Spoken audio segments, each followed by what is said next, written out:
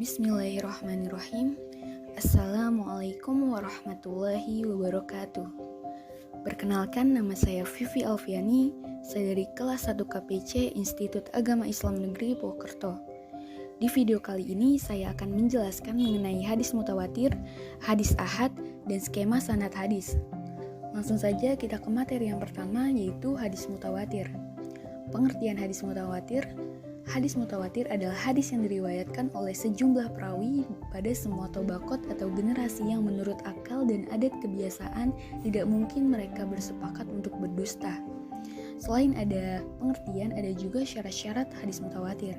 Dipahami bahwa suatu hadis bisa dikatakan mutawatir apabila telah memenuhi 4 syarat, yaitu yang pertama, jumlah perawinya harus banyak. Para ulamanya berbeda pendapat dalam menentukan jumlah minimalnya, dan menurut pendapat yang terpilih, minimal 10 perawi.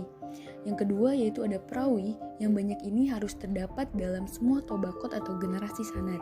Yang ketiga, secara rasional dan menurut kebiasaan adat, para perawi tersebut mustahil sepakat untuk berdusta.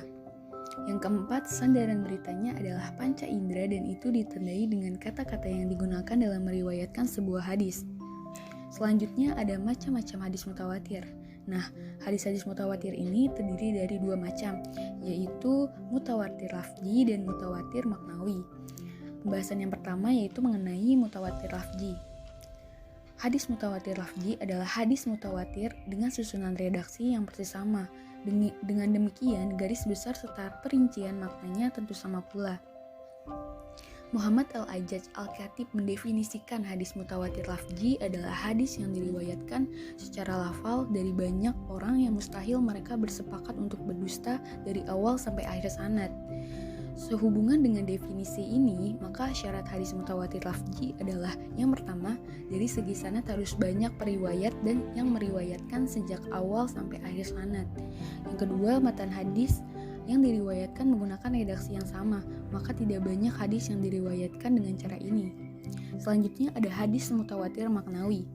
Hadis mutawatir maknawi adalah hadis yang mutawatir maknanya saja, bukan lafaznya.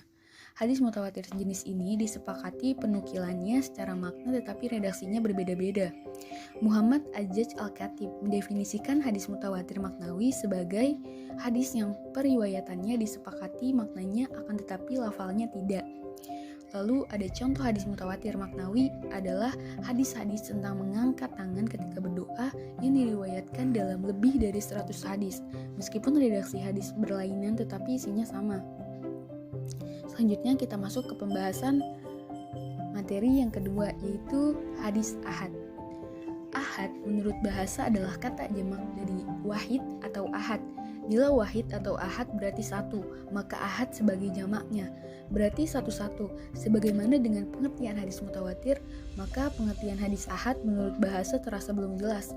Oleh karena itu, menurut para ulama, batasan hadis ahad yaitu hadis yang para perawinya tidak mencapai jumlah rawi hadis mutawatir, baik rawinya itu 1, 2, 3, 4, 5, dan seterusnya. Tetapi jumlahnya tidak memberikan pengertian bahwa hadis dengan jumlah rawi tersebut masuk dalam kelompok hadis mutawatir. Lebih singkat bisa dikatakan bahwa hadis ahad adalah hadis yang tidak memenuhi syarat-syarat hadis mutawatir. Selanjutnya ada klasifikasi atau pembagian hadis ahad. Jadi hadis ahad ini terbagi menjadi 3. Yang pertama ada hadis mansyur, yang kedua ada hadis ajiz, yang ketiga ada hadis gharib. Nah, yang pertama hadis mansyur yaitu hadis yang pada tiap tingkatan perawinya diriwayatkan oleh 3 perawi hingga lebih tapi masih di bawah batasan mutawatir. Yang kedua hadis ajiz yaitu hadis yang diriwayatkan tidak kurang dari 2 orang pada tiap tingkatan perawinya. Misalnya pada tingkatan sahabat hanya terdapat 2 perawi, atau pada tingkatan tabi'innya meskipun pada tingkatan perawi setelah tabi'in terdapat banyak yang meriwayatkan hadis tersebut. Hadis itu tetap disebut hadis ajiz. Ketiga, hadis gharib, yaitu hadis yang hanya diriwayatkan oleh 1 perawi, baik pada salah satu tingkatan perawinya saja, seperti hanya diriwayatkan oleh seorang sahabat, atau semua mata rantainya hanya ada 1 periwayatannya. Selanjutnya, ada contoh skema sanad. Yang pertama ini contoh skema sanad Muslim Kitab Iman nomor hadis 1. Selanjutnya ada skema sanad Abu Daud Kitab Iman nomor hadis 1. Yang ketiga ada skema sanad At-Tirmidzi kitab iman nomor hadis 1. Yang keempat ada skema sanad An-Nasa'i kitab iman nomor hadis 1. Yang kelima ada skema sanad Ibnu Majah kitab iman nomor hadis 1. Selanjutnya ada skema sanad Ad-Darimi kitab iman nomor 1. Dan terakhir ada skema sanad Ahmad bin Hambal kitab iman nomor hadis 1. Ya, cukup sekian penjelasan materi ini dari saya, kurang lebihnya tolong dimaafkan. Terima kasih kepada semuanya yang sudah menonton. Wabillahi taufiq wal hidayah. Wassalamualaikum warahmatullahi wabarakatuh.